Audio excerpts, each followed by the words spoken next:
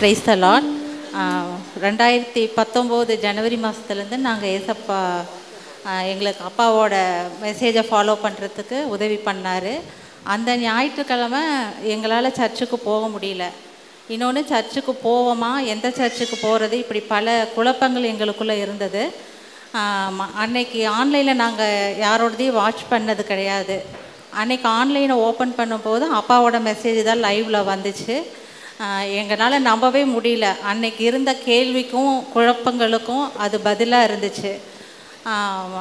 நாங்கள் அப்போ எங்களுக்கு ஒரு தெளிவு கிடைச்சிது. ஓகே, நம்ம இவங்களோட கனெக்ட் ஆகலாம், இவங்கள ஃபாலோ பண்ணலாம் அப்படின்னு ஒரு கன்ஃபர்மேஷன் எங்களுக்கு கிடைச்சிது. இவருக்கு இந்த அக்டோபர் 26 வெள்ளி நைட்டு சனி விடிக்காலம் திடீர்னு உடம்புக்கு முடியாமல் போயிடுச்சு. ஒரு 3:30 மணிலேருந்து தலை சுத்தல், வாமிட்டு, நிற்க முடியல, உட்கார முடியல, நடக்க ஒன்றுமே பண்ண முடியல. நாங்கள் 2 பேரும் தனியாக தான் இருக்கோம். அப்போவும் நான் பதட்டப்படலை, பயப்படலை. ஏன்னா ஏசப்பா என்னோட இருக்கார் அப்படிங்கிற ஒரு தைரியம் எனக்கு இருந்துச்சு. ஏன்னா அப்பாவோட வளர்ப்பு அப்படி, எந்த சூழ்நிலையும் நம்ம எங்களை கலங்கிறதுக்கு விடலை. அப்புறம் ஒரு 7 மணி வரைக்கும் பார்த்துட்டு எங்கள் பொண்ணுக்கு நான் ஃபோன் பண்ணேன். இந்த மாதிரி ரொம்ப அப்பாவுக்கு முடியல, நான் ஆட்டோவில் கூப்பிட்டு போகிறேன்னப்போ இல்லை நாங்களே வரோன்னு சொல்லி சொன்னான்.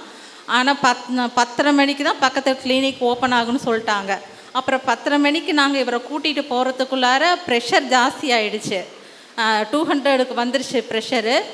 நிற்க முடியல, ஒன்றுமே பண்ண முடியல. வாமிட் ஒரு கவுண்ட்லெஸ், அந்தளவுக்கு வாமிட் பண்ணிட்டார். உள்ளன்னு குடலில் ஏதாவது இருக்குமா அப்படிங்கிற அளவுக்கு டீஹைட்ரேட் ஆகிட்டார். அப்புறம் 10:30 மணிக்கு அங்கே போய் இன்ஜெக்ஷன் போட்டுட்டு ஒரு 1 ஹவர் ரெஸ்ட் பண்ணிவிட்டு சரி வீட்டுக்கு போகலான்னு எந்திரிக்கும் போது கால் 2ம் இவருக்கு நிற்கவே முடியல. கால் இருக்கா என்னன்னு கூட தெரியல, அப்படி ஒரு கண்டிஷன். ஓகே, நம்ம இனி வீட்டுக்கு கூப்பிட்டு போகிறது சரி வராது, நம்ம ஹாஸ்பிட்டல் கூப்பிட்டு போயிடலாம். ராமகிருஷ்ணா போனோம். எமர்ஜென்சி வார்டுக்கு நேராக போயிட்டோம். அங்கே டியூட்டி டாக்டர் பார்த்துட்டு ஸ்ட்ரோக் மாதிரி இருக்குது அப்படின்னோடனே எங்களுக்கு பயங்கர ஷாக் ஆகிடுச்சு. ஏன்னா நாங்கள் அந்தளவுக்கு சீரியஸாக எதிர்பார்க்கல. ஏதோ ஃபுட் பாய்சன் அப்படின்னு நினச்சிட்டோம். நாங்கள் டக்குன்னு நான் ஸ்பிரிட்டில் தான் கனெக்ட் ஆனேன். அப்போ அந்த மாதம் கொடுத்த வாக்கு தத்தம், அவன் மறுக்கையை போல் அவன் கை சொஸ்தமாயிட்டுன்னு ஒரு வார்த்தை கொடுத்துருந்தாரு. அதுதான் என் முன்னாடி ப்ரொஜெக்ட் ஆச்சு. அப்புறம் ரேமாவும் ஒரு வேர்ட் கொடுத்தாரு. அவரில் அன்பு கூறுகிறவர்களுக்கு சகலமும் நன்மைக்கு எதுவாய் நடக்குங்கிற ஒரு வேர்டு ரேமாவாக கொடுத்தாரு. அந்த வேர்டு என்னை பிடிச்சிருச்சு, நானும் அதை பிடிச்சிட்டேன். உடனே ரொம்ப கேஷுவல் ஆகிட்டேன். அந்த இடத்துலையும் சந்தோஷப்பட முடிஞ்சுது என்னால். ஏன்னா ஏசப்பா கூட இருக்கார் அப்படின்ட்டு. என் பொண்ணு கூட அம்மா என்ன நீ தெரிஞ்சு தான் இருக்கியா அப்படின்னு கேட்டால் நான் எதையும் கண்டுக்கல. எம்ஆர்ஐ ஸ்கேன் எடுக்க போனாங்க. வந்துட்டு இந்த மாதிரி லெஃப்ட் பிரெயினுக்கு போகிற நர்வில் ஒரு சின்ன கிளாட் இருக்குது, அதனால தான் இவருக்கு இந்த பிரச்சனை அப்படின்னாங்க. அப்புறம் இது ஹார்ட்டுக்கு போகிற நர்வு, ப்ரீத் பண்ணுற நர்வு 2மே பக்கத்துலேயே லொக்கேட் ஆகிருக்கு, அதனால் நீங்கள் ஹாஸ்பிட்டலில் இருக்கிற மாதிரி இருக்குன்னா ஓகே நாங்கள் இருக்கோன்னு சொல்லிட்டோம். ஒரு 4 டேஸ் அங்கே இருந்தோம். 3rd டேவே டாக்டர் வந்துட்டு நல்ல ஒரு இம்ப்ரூவ்மெண்ட் இருக்குது, 10 நாளைக்கு உண்டானது இவருக்கு இன்றைக்கே இருக்குன்னு சொன்னதே எங்களுக்கு ரொம்ப சந்தோஷமாக இருந்தது. மறுபடியும் ஏசப்பாக்கு நன்றி சொன்னோம். இதில் ஒரு பெரிய விஷயம் என்னென்னா, இவருக்கு ஸ்ட்ரோக்குங்கிறதே இவருக்கு தெரியல. அங்கே ஹாஸ்பிட்டல் வீட்டுக்கு வர வரைக்கும் தனக்கு என்னங்கிறதே அவருக்கு தெரியல.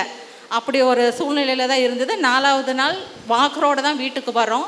எங்களை கொண்டு வந்து விட்டுட்டு மகளும் மருமகனும் கிளம்பி போயிட்டாங்க. அந்த இடத்துல கொஞ்சம் எனக்கு ஒரு கலக்கமாக இருந்துச்சு. ஏன்னா ரொம்ப ஆக்டிவாக இருப்பார், அவரோட வேலையை அவரே பண்ணிக்குவார். இன்றைக்கி நிற்க முடியல, நடக்க முடியல, இன்னொருத்தரோட உதவி தேவைப்படுதுங்கும் போது கொஞ்சம் கலங்கினேன். ஆனால் ஏசப்பா கிட்ட 2 அடையாளத்தை வச்சேன் நான். அப்போ அடுத்த தடவை டாக்டரை பார்க்கும்போது நடந்து போகணும். இன்னொன்று, இந்த 1 மாதம் முடிகிறதுக்குள்ளே 2 வீலர் எடுத்துடணும். அவர் இந்த ஒரு 2 அடையாளத்தை தான் நான் கேட்டிருந்தேன். அதே மாதிரி பார்த்திங்கன்னா 8 நாள் ஆச்சு. உட்காந்து பேசிகிட்டு இருக்கோம். போன வாரம் இந்நேரம்லாம் இவ்வளோ கஷ்டமாக இருக்குதுன்னு பேசிகிட்டு இருக்கோம். பேசிவிட்டு நான் கிச்சனுக்கு போயிட்டு வர்றதுக்குள்ளார நான் நடந்துட்டேங்கிறாங்க. என்னால் நம்பவே முடியல. என்ன சொல்கிறீங்க, உண்மையை தான் சொல்கிறீங்களான்னா உடனே நடந்து காமிச்சார். அது உடனே நான் பொண்ணுக்கிட்ட ஷேர் பண்ணேன். அது ரொம்ப சந்தோஷமாக இருந்துச்சு. அப்புறம் அதேமாதிரி ஹாஸ்பிட்டலுக்கு நடந்து போயிட்டு வந்தாங்க. 15th டே பார்த்திங்கன்னா வீட்டை விட்டு வெளியே வருவோம் மாதிரி இருந்த சூழ்நிலையில் 15th டே இங்கே சர்ச்சுக்கு நாங்கள் வந்துட்டோம்.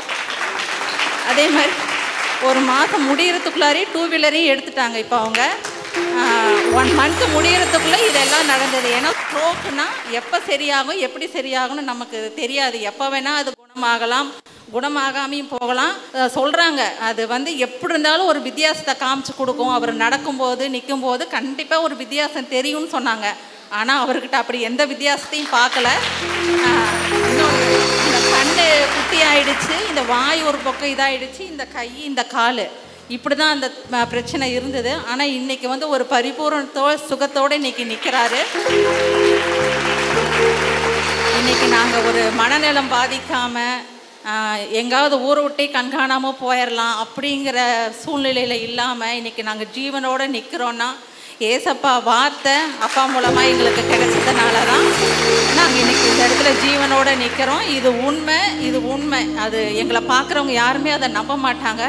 எங்கள் பிரச்சனை அப்பாவுக்கு தெரியும், ஏசப்பாவுக்கு தெரியும். என்னை பெற்ற அப்பாவுக்கு கூட எங்கள் பிரச்சனை தெரியாது. நான் என் பேரில் வந்து 50-60 லட்சம் இருக்குன்னு தான் சொல்லி வச்சுருக்கேன். ஆனால் இன்றைக்கி ஒரு பைசா கிடையாது. ஆனால் உலகத்திலேயே ஒரு ஐஸ்வர்யவானா ஒரு சந்தோஷமான அதை எங்கள் 2 பேரும் ஏசப்பா வச்சுருக்காரு. அதே மாதிரி ராஜ்யத்தின் கலாச்சாரத்தை கற்றுக் கொடுத்து தேவ புத்திரர்கள் எங்களிடத்திலிருந்து வெளிப்படும் வகையில் எங்களை வழிநடத்துகிற ஆவிக்குரிய அப்பாவுக்கு என்னோட நன்றியை சொல்லிக்கிறேன்.